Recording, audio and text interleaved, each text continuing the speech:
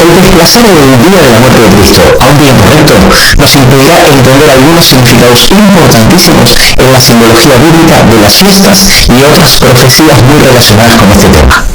Tradicionalmente, el cristianismo en general recuerda la Semana Santa conmemorando el viernes la crucifixión de Jesús, el sábado su reposo en el sepulcro y el domingo resurrección.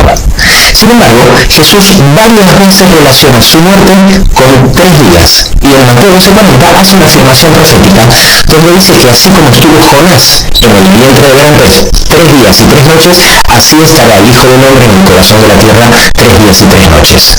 Debido a esto, hay muchos cristianos que al ver claramente que no hay forma de hacer encajar 3 días y 3 noches entre el viernes y el domingo, dicen que Jesús no murió el viernes. Algunos dicen que murió el jueves y muchos otros que murió el miércoles. Te invito a que te quedes conmigo hasta el final para que juntos resolvamos de una vez por todas el día de la muerte de Cristo, armonizando todos los versículos. Comenzamos.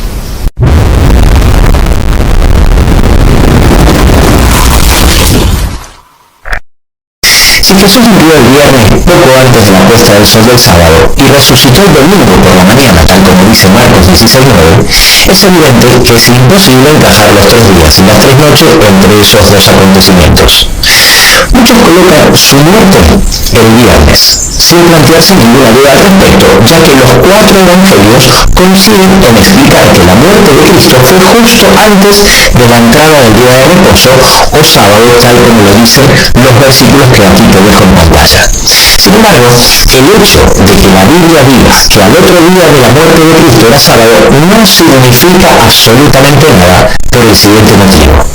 Se sabe con seguridad que Cristo murió un día 14 del mes de Nisan, que coincidía con la Pascua y el sacrificio del Cordero Pascual. Justo inmediatamente después de la Pascua empezaba la fiesta de los panes sin levadura, que duraba 7 días, y el primero y el último era considerado un día de reposo ceremonial, llamado Shabbat. Y por otro lado estaba el Shabbat, cada 7 días, que era el día de reposo semanal. Ambos días de reposo se llamaban igual, Shabbat, es decir, sábado, y ambos se guardaban exactamente igual. Y en todos los versículos, haciendo referencia al día anterior, no dicen viernes, sino que dicen día de preparación. Así se le llama al día anterior del sábado semanal y del sábado ceremonial. De esta forma, el colocar la muerte de Cristo el miércoles no contradice en absolutamente nada con los versículos que afirman que Jesús murió poco antes del inicio del sábado, ya que se estaba refiriendo al sábado ceremonial y no al sábado semanal. Y por otro lado, se puede hacer encajar cómodamente los 3 días y las 3 noches entre su muerte y su resurrección. Sin embargo, esta interpretación tampoco está libre de incoherencias. Existen varios problemas si ubicamos la muerte de Cristo un día miércoles. El primero se encuentra en Lucas 24, donde se señala que Cristo murió 3 días antes del camino a Emaús. En el versículo 1 y el versículo 13 nos explica claramente que los 2 discípulos estaban caminando a Emaús el primer día de la semana, es decir, el mismo domingo de la resurrección. Y sabemos que era por la tarde porque era un camino de 60 estadios, es decir, un camino máximo de 2 horas, y en el versículo 29 dice que llegaron cuando ya estaba oscureciendo. Ahora bien, en el versículo 21, uno de ellos dice, hoy es ya el tercer día que esto ha acontecido. Es imposible que ellos dijeran un domingo por la tarde que ya había pasado 3 días de la muerte de Jesús si él hubiese muerto el miércoles, especialmente si tomamos en cuenta que Jesús y los judíos contaban el tiempo con el sistema de cómputo inclusivo, como veremos en breve, donde los 3 días se refería a pasado mañana. Por eso el llevar la muerte de Cristo al jueves, como hacen algunos, tampoco resuelve el problema, ya que sigue estando lejos de los 3 días mencionados en el camino a Emaús. En segundo lugar, otro gran problema es que Cristo resucitó el domingo de mañana. Así lo afirma Marcos 16:9, diciendo resucitado Jesús por la mañana el primer día de la semana. Y en Marcos 16:2 dice que las mujeres llegaron al sepulcro muy de mañana, ya salido el sol, es decir, poco después del amanecer. Si Cristo hubiese muerto un miércoles, ni aunque tomemos los 3 días como 72 horas, llegamos al domingo a la mañana, sino que Jesús tendría que haber resucitado más tardar un sábado por la noche, contradiciendo lo que dice Marcos 16. Y si ponemos la muerte de Cristo un jueves, tampoco coincide, ya que 3 días completos llevaría la resurrección al domingo a la tardecita, y si tomamos los 3 días, tal como veremos que contaban los judíos, también coloca la resurrección durante el sábado. Y en tercer lugar está el texto de Juan 19:31, donde llama al día de reposo, que empezó pocas horas antes, después de la muerte de Cristo, un día de reposo de gran solemnidad. Literalmente un sábado grande, un mega sabbat. Muchos argumentan que se le llamaba así a los sábados ceremoniales, pero eso no es así por 2 motivos. En primer lugar, porque había muchos sábados ceremoniales durante el año, 7 para ser exactos, y en segundo lugar porque esos sábados se guardaban y se llamaban exactamente igual que los sábados semanales. La palabra Shabbat, que hace referencia al sábado, aparece más de 100 veces en el Antiguo Testamento, pero la palabra Shabbatón o la frase Shabbat, Shabbatón, aparece solo 10 veces en la Biblia. Ahora bien, como en algunas ocasiones se le adjudica a algunas fiestas ceremoniales la palabra Shabbatón, y algunas de ellas aparecen en Levítico 23, que es donde enumera los 7 sábados ceremoniales, entonces algunos argumentan que se le llamaba Shabbatón porque eran sábados especiales, y por eso Juan llamó en griego en el Nuevo Testamento sábado grande o un mega sabbat al sábado posterior a la Pascua. Sin embargo, esta conclusión no tiene sentido por el siguiente motivo. De las 10 veces que aparece la palabra Shabbatón, se le adjudica más veces al sábado semanal y anual que a los sábados ceremoniales. Aquí en pantalla te dejo los versículos donde se le llama Shabbat, Shabbatón, al sábado semanal. Cabe destacar que en el último ejemplo de Levítico 23:3, justamente en el capítulo donde explica los 7 sábados ceremoniales, al principio de la introducción del capítulo habla del sábado semanal, reivindicando su importancia y dejando bien claro que el sábado semanal también es una fiesta solemne y además lo llama Shabbat, Shabbatón. En Levítico 25:4 y 5 2 veces describe como Shabbatón al reposo anual, es decir, al séptimo año en el que se debía dejar descansar a la tierra después de 6 años de siembra. Y también describe como Shabbatón a las fiestas ceremoniales, sí, pero no a todas, solo a 3 de ellas, justamente a los 4 sábados ceremoniales de las fiestas de otoño, a la de las trompetas en Levítico 23:24, al día de expiación en Levítico 23:32 y en Levítico 16:31, que es donde el capítulo donde explica con detalle cómo se debía celebrar el día de la expiación, y finalmente también era Shabbatón el primer y octavo día de la fiesta de los tabernáculos, tal como explica Levítico 23:29. Los sábados de las fiestas de primavera relacionados con la Pascua nunca, insisto, nunca fueron considerados Shabbatón, para que nadie ponga su atención en el día, sino en el sacrificio pascual que ocurría al inicio de esas fiestas. Por eso Juan en el capítulo 19, versículo 31, jamás lo hubiese llamado sábado de gran solemnidad, es decir, mega sábado, al sábado 15 de Nisan, por el simple hecho de ser un sábado ceremonial, ya que en la Biblia jamás se le llamó a ese sábado Shabbatón, sino que le llama así porque ese sábado ceremonial coincidió con un sábado semanal, y eso sí que era una rareza que se daba muy de vez en cuando, y esto solo pudo haber pasado si Cristo hubiese muerto un viernes. Dicho sea de paso, tiene toda la lógica del mundo que si Jesús tardó 4.000 años en morir por nosotros en un día de Pascua, se haya guardado para ese día tan especial un sábado pascual que coincida con un sábado semanal. ¿No te parece? Sin embargo, el problema de los 3 días permanece.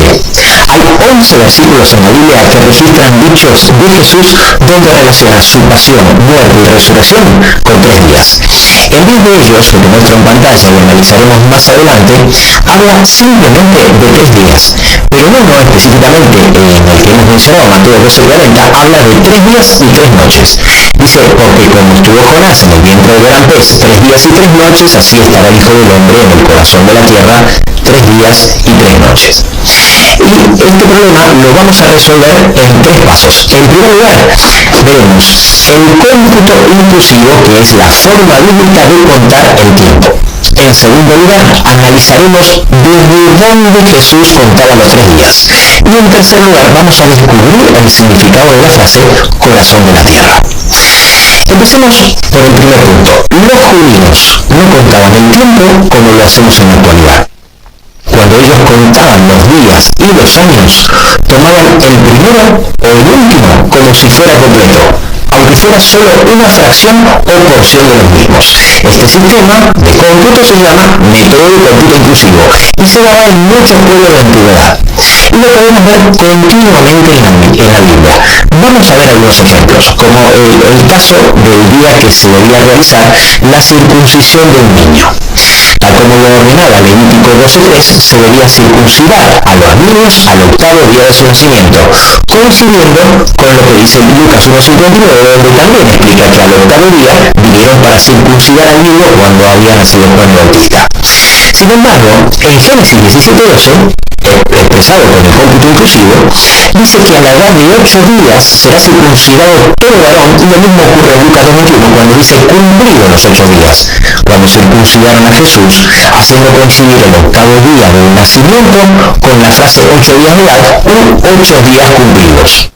Nosotros, en Occidente del siglo XXI, jamás contaríamos de esta forma, porque nunca tomaríamos el primer día de edad o el primer día cumplido al día del nacimiento, sino que recién contaríamos el primer día 24 horas después del nacimiento, y por consiguiente, cuando hablamos de 8 días de edad o cumplidos 8 días, entendemos que debían pasar 8 días completos desde el nacimiento hasta que se circuncidase al niño, lo cual ocurriría en el noveno día, nunca el octavo.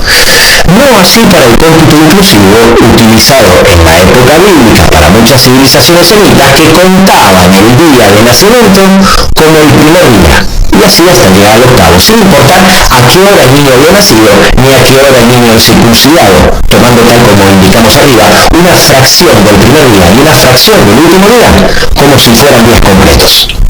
Exactamente lo mismo pasa cuando la Biblia hace referencia a 3 días. Vamos a notar que aunque usan frases como al tercer día, por 3 días, de aquí a 3 días, 3 días noche y día, 3 días después, nunca se refiere a 3 días completos, es decir, a 72 horas, sino que simplemente se refiere a pasado mañana, y donde se ve que contaban el primer y último día como completo, aunque fuera solo una porción de los mismos.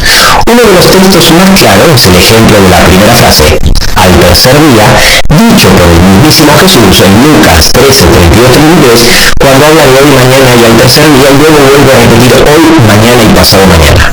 Con este versículo queda clarísimo que cuando Jesús hablaba del tercer día, se refería a pasado mañana.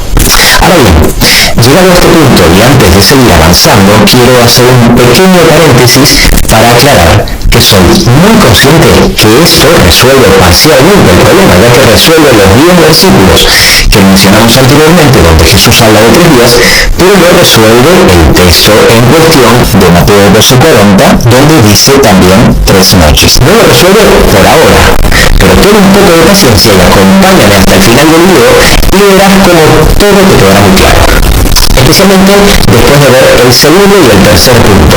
Pero antes de analizar esos 2 puntos, es necesario que el primer punto, donde explicamos el cómputo inclusivo, quede totalmente claro. Así que sigamos con los ejemplos.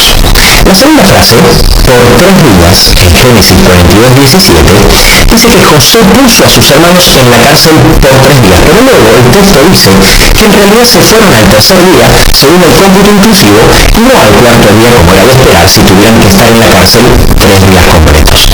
Exactamente lo mismo pasó con Roboam, donde en 1 Reyes 12:5 le dijo a los que estaban hablando con él que volvieran de aquí a 3 días.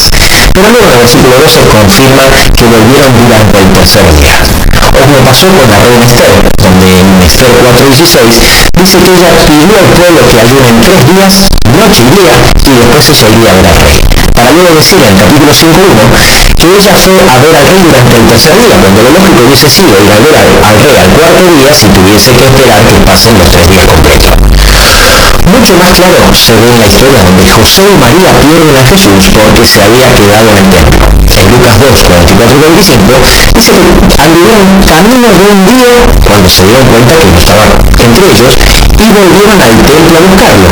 Y después de un día de camino de ida y un día de camino de vuelta, lo encontraron 3 días después.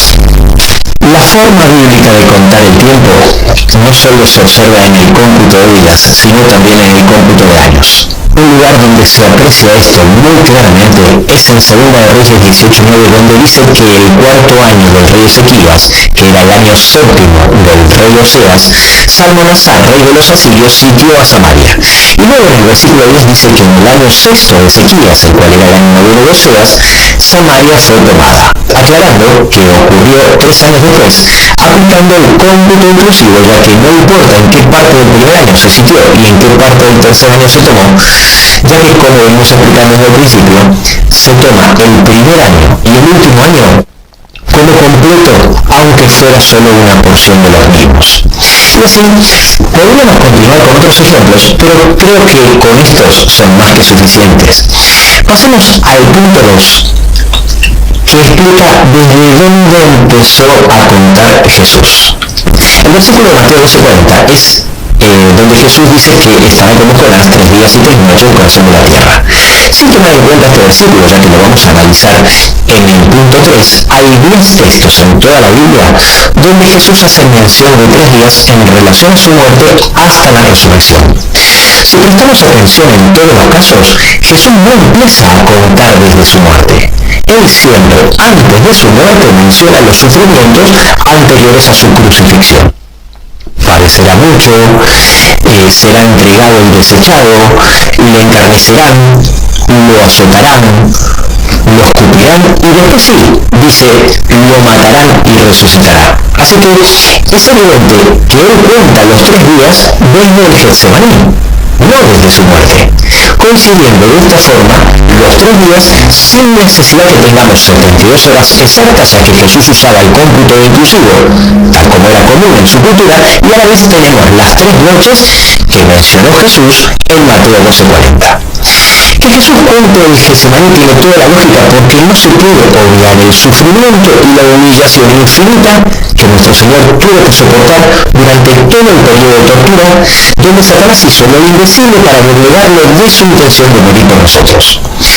Es un error común de interpretación bíblica adjudicarle el periodo de tiempo al último acontecimiento de una lista de sucesos, tal como ocurre en los versículos donde Jesús explica que sufrirá mucho y morirá y resucitará el tercer día, cuando en realidad el periodo de tiempo incluía todos los acontecimientos de la lista. Otro caso que nos sirve de ejemplo donde normalmente ocurre la misma confusión es la profecía de los 400 años de Génesis 15:13, donde Jehová le dice a Abraham: ten por cierto que tu descendencia morará en tierra ajena, será esclava allí y será oprimida 400 años. Al leer este versículo, muchos cristianos llegan a la errónea confusión que el pueblo de Israel estuvo esclavizado unos 400 años y nada más lejos de la realidad, ya que de la misma forma el periodo de tiempo incluye todos los acontecimientos de la lista, y la profecía empieza a contar desde que la descendencia de Abraham entró en tierra ajena, es decir, en Egipto, y esto se cumplió cuando la egipcia Agar se marcha a Egipto con Ismael. Así que con estos 2 puntos aclaratorios, 1, la forma bíblica de contar el tiempo usando el cómputo inclusivo, y 2, entendiendo desde dónde Jesús empieza a contar, tendríamos el problema resuelto.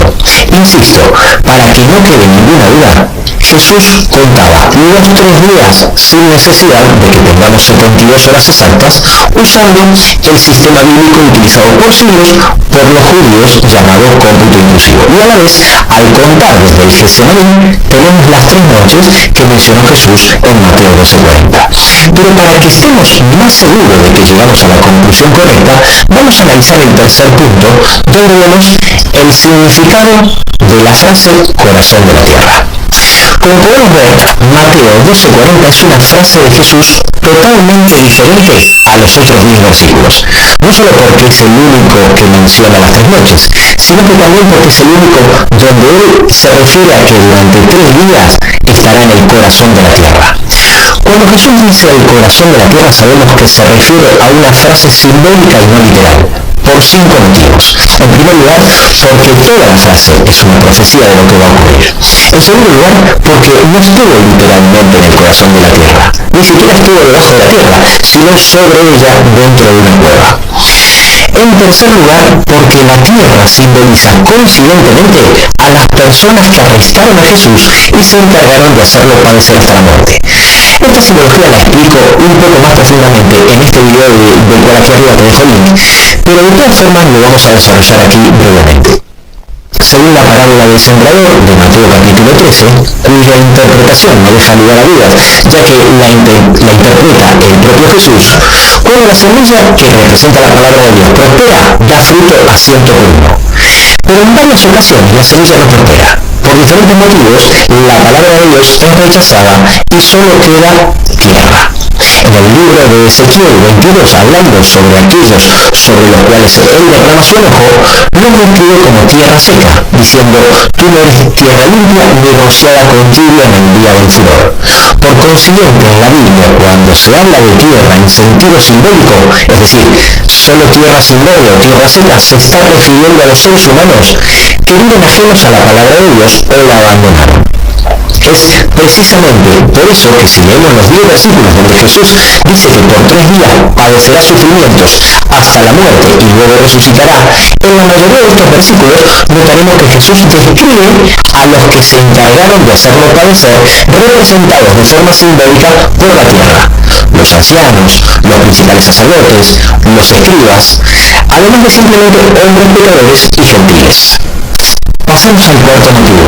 Por si te parece raro que Jesús haya utilizado esta simbología profética de la siembra, quiero decirte que no era nada extraño en él.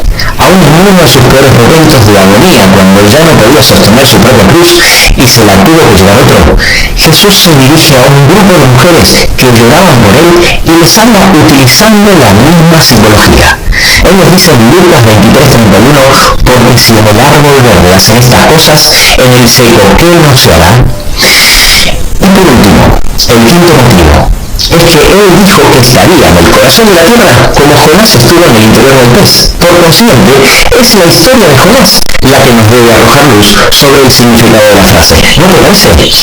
Jesús dijo que él estaría en el corazón de la tierra como Jonás estuvo en el interior del gran pez. Tan pronto Jonás se encuentra en el interior del pez, realiza una oración a Dios que es una tipología increíble y maravillosa, con frases propias de la agonía de Cristo en el Getsemaní. En Jonás capítulo 2 tenemos registro de esa oración, que entre otras cosas dice: invoqué en mi angustia a Jehová, y él me oyó, desde el seno del Seol clamé. Desechado soy de delante de tus ojos, mas aún veré tu santo templo. La tierra echó su cerrojo sobre mí para siempre, mas tú sacaste mi vida de la sepultura, oh Jehová, Dios mío. Mas yo, con voz de alabanza, te ofreceré sacrificios, pagaré lo que prometí, la salvación es de Jehová. Efectivamente, como Jonás.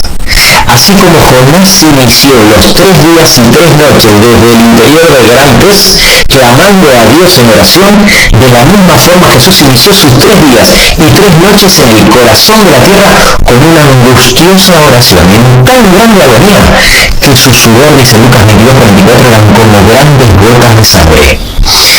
De esta forma, tomando el cómputo inclusivo, viendo que Jesús siempre cuenta desde el Getsemaní y entendiendo el significado de la frase profética "el corazón de la tierra", ahora Mateo 12:40 no solo nos parece contradictorio, sino que hace sentido por todos lados, haciendo armonizar todos los textos. Incluso aquellos que tampoco coincidían con la teoría de que Jesús murió el miércoles y el jueves. Ahora todo coincide. Ahora sí tiene lógica que los 2 discípulos que viajaban a Emaús digan un domingo por la tarde que hacía ya 3 días que habían crucificado a su maestro según la forma de contar el tiempo que tenían ellos. Ahora sí tiene lógica que le llamen a ese sábado de gran solemnidad o sábado grande. Y especialmente así, que sabes que Cristo murió un viernes, podrás encontrarle todo el sentido a la próxima fiesta, la de los panes y levadura, que tan pronto la suba aquí arriba, te dejo el link. No te olvides de suscribirte y darle a la campanita para que no te lo pierdas. Y recuerda que en la comprensión de estos temas puede estar la salvación eterna tuya y de tu familia. ¿Sabes por qué? Porque tu salvación depende de aceptar lo que Jesús hizo por ti y por mí. Nos vemos en el próximo video.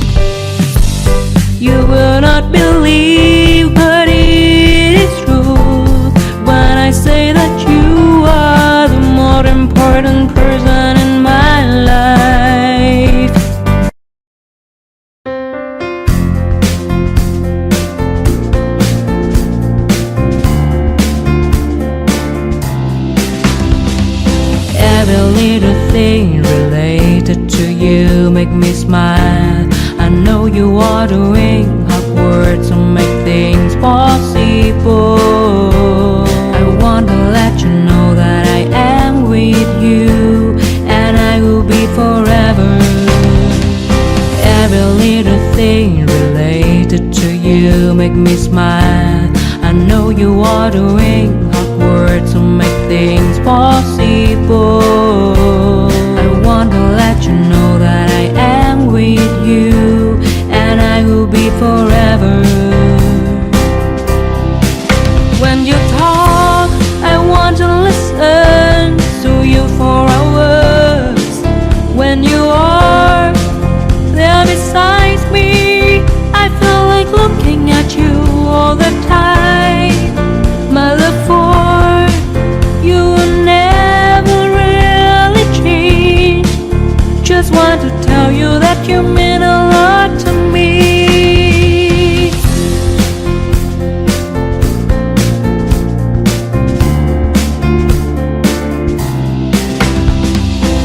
Every little thing related to you make me smile.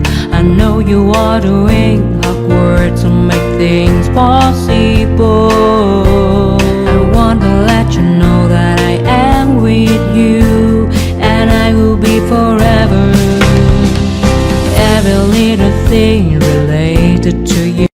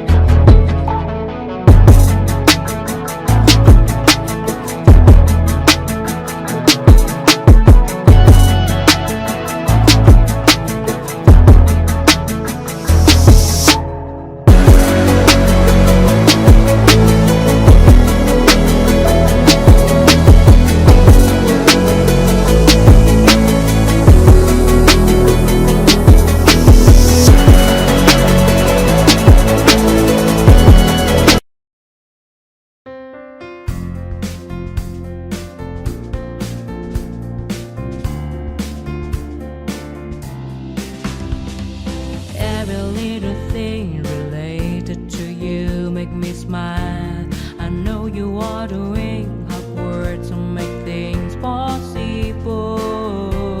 I want to let you know that I am with you, and I will be forever. Every little thing related to you make me smile. I know you are doing hard work to make things possible. I want to let you know that I am with you, and I will be forever. When you talk, I want to listen to you for hours. When you are there beside me, I feel like looking at you all the time. My love for you will never really change. Just want to tell you that you mean a lot to me.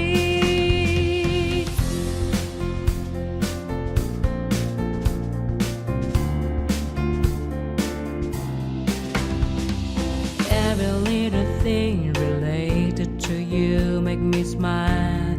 I know you are doing hard work to make things possible. I want to let you know that I am with you, and I will be forever.